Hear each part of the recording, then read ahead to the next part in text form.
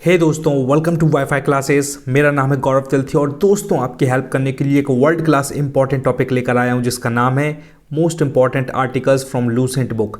दोस्तों सारे के सारे इंपॉर्टेंट आर्टिकल्स मैंने लिख चुका हूं यहाँ। और दोस्तों कंटेंट कहाँ से लिया है? लूसेंट की बुक से लिया है, जिससे पूरा हिंदुस्तान तैयारी करता है यूपीएससी की, एमपीपीएससी की, सीजीएल कहाँ जहाँ बड़ी यूपीएससी एमपीपीएससी में कलेक्टर, डिप्टी कलेक्टर, तहसीलदार, नायब तहसीलदार, एसडीएम, आईपीएस, आईएएस, पता नहीं क्या क्या बनते हैं लोग, कदमों पर गिरते हैं, करोड़ों में खेलते हैं लोग। तो भैया ईमानदारी से पढ़ लेना। अगर आपको भी कुछ ऐसा ही बनना है, करोड़ों में खेलना है, तो अच्छे से फोकस हो जाओ अर्जुन की तरह, एक योद्धा की तरह। चलो स्टार्ट करते हैं। पहला एक क्वेश्चन है, consolidated fund of India is under which article. दोस्तों मैंने अपने हाथों से लिखा है ताकि और अच्छे से आपको समझ में आए। तो कंसोलिडेटेड फंड ऑफ इंडिया दोस्तों कौन से आर्टिकल के तहत आता है? तो ये लूसेंट में साफ साफ लिखा है आर्टिकल 266 के अंदर। आर्टिकल 266 जो है उसमें दोस्तों कंसोलिडेटेड फंड ऑफ इंडिया आता है। कंसोलिडेटेड फंड ऑफ इंडिया मतलब ये होता है कि अपनी सरकार के पास एक फ़ंड होता है कंसोलिडेटेड। इसी फंड से जैसे अपने राष्ट्रपति की सैलरी आ रही है, प्राइम मिनिस्टर की सैलरी आ रही है, पार्लियामेंट में जितने भी अपने मेंबर बैठे हुए हैं, राज्यसभा के जो खिलाड़ी हैं जितने भी हैं है ना, अपने लोकसभा में जो 552 लोग हैं, राज्यसभा में 250 है, तो इन लोगों की सैलरी मिल रही है। और कुछ कुछ कहाँ से आता है? ये सब कंसोलिडेटेड फंड ऑफ इंडिया से ही इनके पैसे आते हैं। और भी कई बड़े बड़े काम होते हैं कंसोलिडेटेड फंड ऑफ इंडिया से। ओके, ध्यान रखिएगा।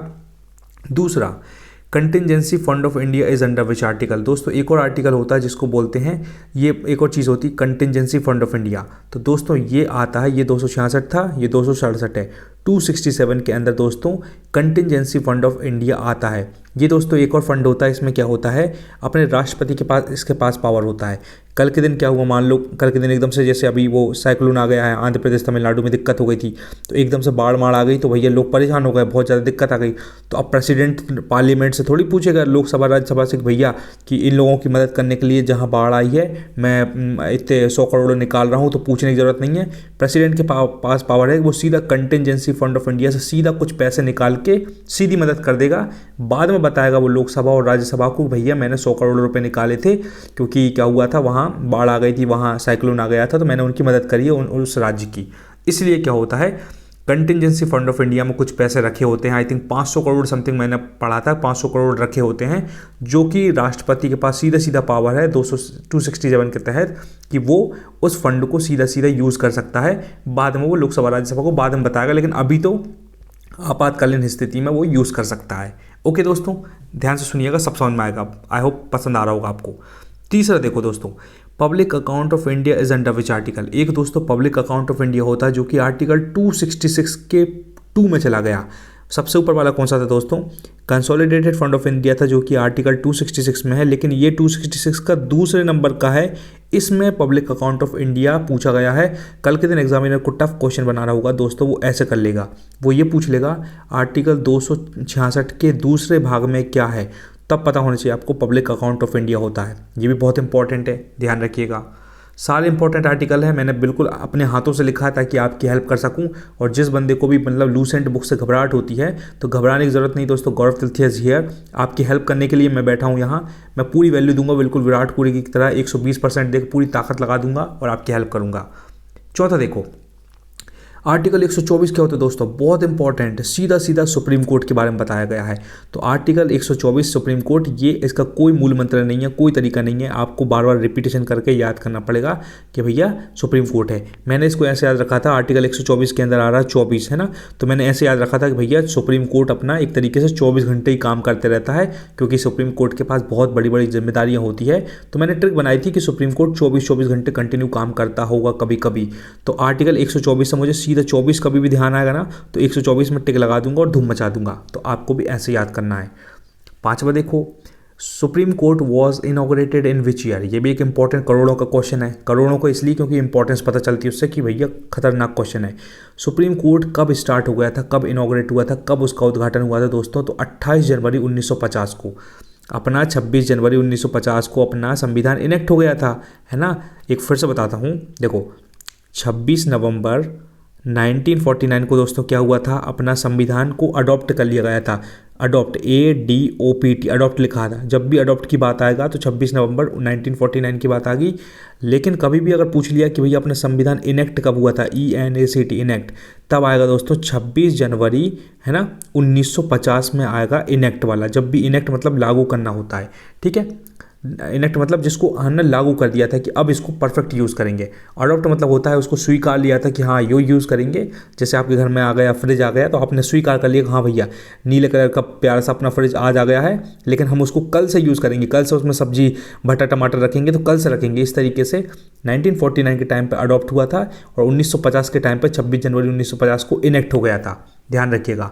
तो बस वही वाली बात है, वो 26 जनवरी 1950 को जब इनेक्ट हुआ था तो उसके 2 दिन बाद सुप्रीम कोर्ट का इनॉग्रेशन हो गया था भाई। मतलब इतनी इंपॉर्टेंट चीज़ है, सुप्रीम कोर्ट बहुत बड़ी चीज़ है, तो मतलब उसको जल्दी से जल्दी करना था, इसलिए 28 जनवरी 1950। इसको मैंने इसलिए खींचा दोस्तों क्योंकि डेट इंपॉर्टेंट है, भूल मत जाना वरना मूर्ख विद्यार्थी साबित हो जाओगे। कंटेंट लूसेंट का ये मतलब आप लूसेंट बुक ही पढ़ रहे हो। छठवां देखो, acting chief justice comes under which article. भैया जो बंदे देखो, एक होता है अपना चीफ जस्टिस ऑफ इंडिया होता है, एक्टिंग है ना, चीफ जस्टिस होता है, चीफ जस्टिस ऑफ इंडिया। एक होता है acting chief justice of India. मान लो चीफ जस्टिस ऑफ इंडिया की तबीयत खराब है, बेचारे को दस्त लग गए हैं, लूज मोशन हो गया, कुछ भी गरीब को कुछ भी हो गया है ना, घर में बीबी से लड़ाई हो गई, हाथापाई हो गई है, तो वो ऑफिस नहीं आ पा रहा है, तो फिर कौन आएगा? कोई बंदा आएगा जो कि एक्टिंग चीफ जस्टिस रहेगा, चीफ जस्टिस की एक्टिंग करेगा, मतलब चीफ जस्टिस का काम संभालेगा, मतलब उसको बोलते हैं एक्टिंग चीफ जस्टिस। तो उसका आर्टिकल क्या है दोस्तों?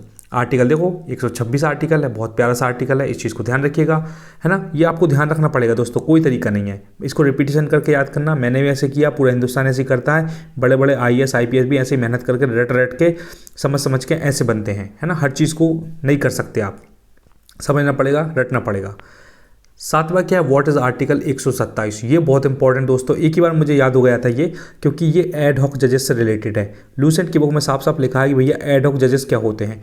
दोस्तों मैं बताता हूँ क्या होता है कि अपना chief justice of India, chief justice of India जो है उसको क्या खूब सारे अपन मतलब उसको कहीं का केस सॉल्व करना है बड़ा सा, तो उसको जज की ज़रूरत, मान लो उसको चाहिए जज खूब सारे, उसको 3-5-6 और चाहिए उसको। मान लो उसके ऑफिस में जज की कमी हो गई है, सब अपने अपने काम में बिजी हैं, उसको लग रहा है यार मुझे 5 जज की ज़रूरत और पड़ेगी, तो फिर वो क्या करेगा, इधर उधर जाएगा, सुप्रीम कोर्ट के पास जाएगा, हाई कोर्ट के पास जाएगा, और वहाँ से 5 जज को कलेक्ट करता हूँ चेंज, 5-6 जज को ऐसे उधार लेके जाएगा और इनसे बोलेगा भाई चिंटू मिंटू चलो मेरे साथ तुम, और तुम एड हॉक जजेस बन जाना, और जब तक हमारा ये केस सॉल्व नहीं होता तो मतलब एड हॉक जजेस मतलब रहोगे जज, लेकिन तुम मतलब काम करके इस केस को रफा दफा करके और बाद में बढ़िया से इसको काम ख़त्म करके घर आ जाना।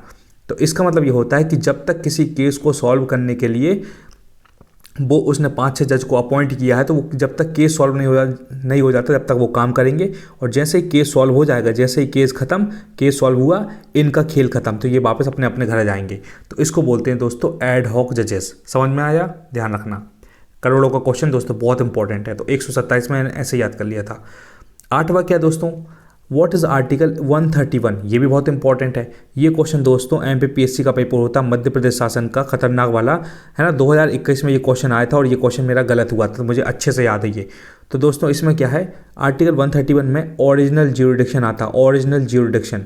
अब इसकी डेफिनेशन बहुत खतरनाक है, वो बाद में बताऊंगा मैं। शॉर्ट में ये है कि क्या होता है, एक स्टेट दूसरे स्टेट से एक स्टेट कोई सेंटर या कोई स्टेट मिलके लड़ाई कर रहे हैं, तो बहुत कॉम्प्लिकेटेड है कि मतलब सेंटर का रिलेशन स्टेट से नहीं बन रहा, स्टेट की लड़ाई हो गई, एक स्टेट है और 2 स्टेट अलग लड़ाई कर रहे हैं, तो इन सब को कौन देखता है? ओरिजिनल ज्यूरिडिक्शन के अंदर आता है। तो ये इंपॉर्टेंट बात है, बस अभी इतना ध्यान रखिए कि आर्टिकल 131 ओरिजिनल ज्यूरिडिक्शन के अंदर आता है, ध्यान रखिएगा, बहुत इंपॉर्टेंट है ना। सीधे सीधे क्वेश्चन आते हैं ये। इसी तरीके से आर्टिकल 132 क्या है? इसको बोलते हैं दोस्तों एपेलेट ज्यूरिडिक्शन। ये आपको याद करना ही पड़ेगा, मैंने भी दोस्तों ऐसे याद करे हैं, इसलिए मुझे आपकी हेल्प करना है, क्योंकि मुझे पता बहुत सारे लोग भूलते हैं, मैं भी भूला हूँ, इसलिए रिपीटेशन करके आपको याद करना पड़ेगा। आप इस वीडियो को 2 की स्पीड में देख लेना, 3-4 बार आपको सब समझ में जाएगा। तो दोस्तों 10वें नंबर से स्टार्ट करते हैं। What is article 133। इसमें दोस्तों सिविल मैटर्स में जितनी भी अपील होती हैं उसको कंसिडर करते हैं, तो appeals in civil matters comes under article 133, है ना। आपको याद करना पड़ेगा रिपीटेशन करके। What is article 134। Appeals in criminal matter में जितनी भी अपील होती हैं वो आर्टिकल 134 के अंदर आती है। दोस्तों 133 और 134 में मतलब डिफ्रेंशिएट नहीं कर पा रहा था, मैंने एक ट्रिक बनाई थी छोटी सी कि आर्टिकल 134 के अंदर 4 आ रहा है, तो मैंने ट्रिक ये बनाई थी कि भैया 134 के अंदर 4 आ रहा है तो कोई क्रिमिनल है तो क्रिमिनल को पकड़ के 4 दिन तक जेल में डाल दिया क्रिमिनल को, तो 134 मुझे वहाँ से याद रहा 4 वाला, ताकि 133 को मैं अपील्स इन सिविल मैटर अपने आप सॉल्व कर दूंगा, है ना। इस तरीके से थोड़ा सा लिंक करना पड़ता है। आर्टिकल 143 बहुत प्यारा आर्टिकल दोस्तों, ये एडवाइजरी ज्यूरिडिक्शन बोलते हैं। शॉर्ट में बताता हूँ कि राष्ट्रपति क्या करता है, सुप्रीम कोर्ट के पास जाकर कुछ भी सलाह ले सकता है और सुप्रीम कोर्ट को सलाह देनी पड़ेगी। अब प्रेसिडेंट की मर्जी है कि उस सलाह को माने चाहे ना माने। एक बार फिर से सुनना मैंने क्या बोला है। प्रेसिडेंट सुप्रीम कोर्ट के पास जाता है और सलाह लेता है। सुप्रीम कोर्ट जो भी सलाह देती है प्रेसिडेंट बढ़िया कान लगा कर सुनता है, फिर डिसाइड करता है कि मुझे सुप्रीम कोर्ट की बात माननी है या नहीं माननी, वो प्रेसिडेंट की मर्जी है ना। सुप्रीम कोर्ट उसमें कुछ नहीं कर सकता, अपना काम उसका ये था कि उसने प्रेसिडेंट को सलाह दी थी बस। तो इसको बोलते हैं आर्टिकल 143, बहुत प्यारा है, ठीक है। 143 बोलते हैं ना, क्या बोलते हैं 143 आई लव यू, उसी को बोलते हैं आई थिंक 143 को। तो मैंने ऐसे ट्रिक बनाई थी कि प्रेसिडेंट जाता है, बल्कि 143 में 143 का आर्टिकल मतलब प्यार मोहब्बत से जाके सुप्रीम कोर्ट से कुछ बढ़िया बढ़िया सलाह लेके जाता, प्यार मोहब्बत से सुप्रीम कोर्ट से पूछ लेता वो, है ना। इस तरीके से 143 मतलब आई लव यू होता आई थिंक, है ना। आई लव यू, हाँ 4 वर्ड है ना वो, 4 3, ठीक है।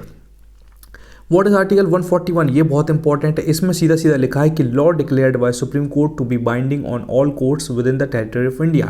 इसका मतलब ये हुआ कि अगर सुप्रीम कोर्ट ने कोई लॉ को कोई बना दिया है, सुप्रीम कोर्ट ने कोई लॉ बना दिया है, तो वो सारे कोर्ट को मानना पड़ेगा। हिंदुस्तान के अंदर जितने भी कोर्ट हैं इंडिया के अंदर with in the territory of India, वो सबको मानना पड़ेगा। सुप्रीम कोर्ट ने जो बोल दिया, किसी के बाप की दम नहीं है कि सुप्रीम कोर्ट से टकरा जाए, सीधी बात। 14 में क्या, आर्टिकल 155 बहुत इंपॉर्टेंट है। इसमें लिखा है कि अपने राज्यपाल को कौन अपॉइंट करता है, अपना राष्ट्रपति अपॉइंट करता है। 5 करोड़ का क्वेश्चन। आर्टिकल 155 में क्या दोस्तों, गवर्नर के बारे में बताया गया है, और गवर्नर को कौन अपॉइंट करता है, गवर्नर को कौन नियुक्त करता है, अपना राष्ट्रपति करता है। 15 नंबर का है आर्टिकल 164 क्या होता है, इसमें और अच्छा कैच है। जिस गवर्नर को कौन अपॉइंट करता है, राष्ट्रपति, लेकिन यहाँ चीफ मिनिस्टर को कौन अपॉइंट करता है, ये गवर्नर करता है। खेल वही है ना, ये गवर्नर का बाप ये है, चीफ मिनिस्टर का बाप ये है, इस तरीके से।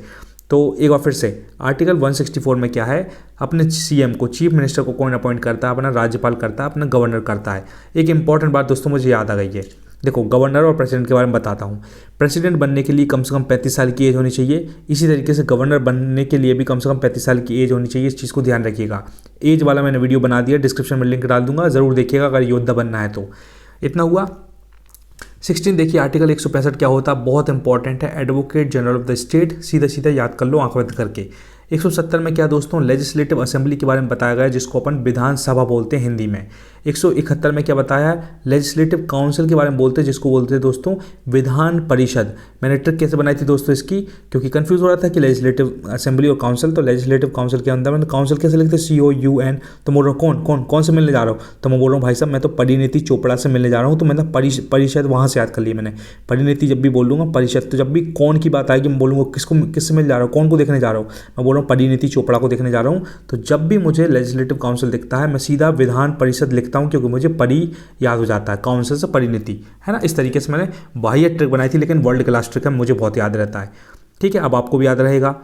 19 देखिए दोस्तों, ये इंपॉर्टेंट आर्टिकल 217 क्या है, इसमें दोस्तों हाई कोर्ट के जज के बारे में बताई गई है। हाई कोर्ट के जज के बारे में बात बताई है आर्टिकल 217 में, आपको याद करना पड़ेगा, कोई तरीका नहीं है, ठीक है। मैंने ऐसे ट्रिक बनाई थी इसको कि मेरे हाई कोर्ट के अंदर हाई आ रहा था, मैं बोल रहा हूँ कि ज़्यादा हाइट पे चले जाओगे आप, ज़्यादा हाइट पे चले जाओगे तो खतरे में जाओगे, क्योंकि ज़्यादा हाइट से नीचे देखो ना तो अच्छे फट जाती है, ऐसी हो जाती है। तो मैंने अजीब भाई बहुत गंदी ट्रिक बनाई थी कि ज़्यादा हाइट पे जाओगे तो भैया कुछ लोगों को बहुत खतरा लगता है कि कहीं गिर मिर ना जाए, कहीं टावर पर से निपट ना जाए। तो हाई कोर्ट से मैंने 217 ऐसे याद किया था। और देखो लास्ट वाला इंपॉर्टेंट है, क्या होता है दोस्तों, जब अपना भारत आज़ाद हो गया था तो अपन ने कुछ आइडिया अलग अलग देश से लिया है। USA से कुछ आइडिया लिया है, ब्रिटेन से कुछ लिया है, फ्रांस से कुछ लिया अपन ने, जर्मनी से कुछ लिया है, आयरलैंड से कुछ लिया है, साउथ अफ्रीका से कुछ लिया है, ऑस्ट्रेलिया से कुछ लिया है। इसी तरीके से सिटीजनशिप जिसको बोलते हैं नागरिकता, वो दोस्तों आइडिया कहाँ से लिया है, वो अपने ब्रिटेन से लिया है। अब दोस्तों आपकी हेल्प करने के लिए मैंने एक और वर्ल्ड क्लास वीडियो बना दिया with the help of awesome tricks. अगर आपको थोड़ी सी बात पर मेरी ट्रस्ट है तो ज़रूर जाके देखिएगा, डिस्क्रिप्शन में मैंने बिल्कुल सोर्सेस ऑफ इंडियन कॉन्स्टिट्यूशन पूरा पढ़ाया है कि USA से क्या लिया है, ब्रिटेन से क्या लिया है, जर्मनी से, साउथ अफ्रीका से, with the help of world class awesome tricks. मेरी बात पर ध्यान भरोसा करो दोस्तों, एक बार जाओ। वीडियो अगर पसंद नहीं आए तो कमेंट बॉक्स खाली जो मन में आप बोल देना, but I challenge you with great love and respect. आपके चेहरे पर होगी स्माइल और आपको बहुत हेल्प मिलेगी। तो दोस्तों मैं आपको रिवाइज नहीं करवा रहा हूँ, क्योंकि आपका अनवांटेड टाइम वेस्ट नहीं होना चाहिए। आप खुद समझदार हैं, 2 की स्पीड में फिर से देख लेना। और दोस्तों हर दिन कंसिस्टेंट हार्डवर्क करो, 120% दो, विराट कोहली की तरह। मैं भी यही बिलीव रखता हूँ कि हर दिन मैं मेहनत करूँगा तो लाइफ मेरी बेटर होगी, इसलिए आप भी कंसिस्टेंट हार्डवर्क करो। आपका टाइम भी आएगा, आप भी लाखों करोड़ों में खेलोगे और आपके मम्मी पापा का ध्यान रखोगे और प्राउड फीलिंग के साथ बहुत बहुत अच्छी लाइफ जियोगे। तो बस यही बोलना था दोस्तों, कंसिस्टेंट हार्ड वर्क करो, क्योंकि हार्ड वर्क का कोई सब्सटीट्यूट नहीं है। मैंने एक कोट पढ़ा था दोस्तों, nothing in this world can take the place of persistence. Oh my God, अगर आप परसिस्ट करो ना, दुनिया कोई ताकत नहीं जिसमें आप रोक नहीं सकती, जिसमें आप सक्सेसफुल ना हो। सक्सेसफुल होना ही पड़ेगा अगर आप कंसिस्टेंट हार्ड वर्क कर रहे हो तो। अपने आप से ईमानदारी रखो, फिर देखो आप कहाँ पहुँचते हो। चलो दोस्तों, thank you so much. Until we meet again, Gaurav Tilthiya signing off. Love you all, bye. Comment box में जरूर बताना दोस्तों कि गौरव तिलथिया ने कैसा पढ़ा है। गौरव भाई, गौरव दोस्त, गौरव सर, वीडियो कैसा लगा जरूर बताइएगा, मुझे बहुत अच्छा लगेगा अगर आप कमेंट करेंगे तो। Okay, thank you so much.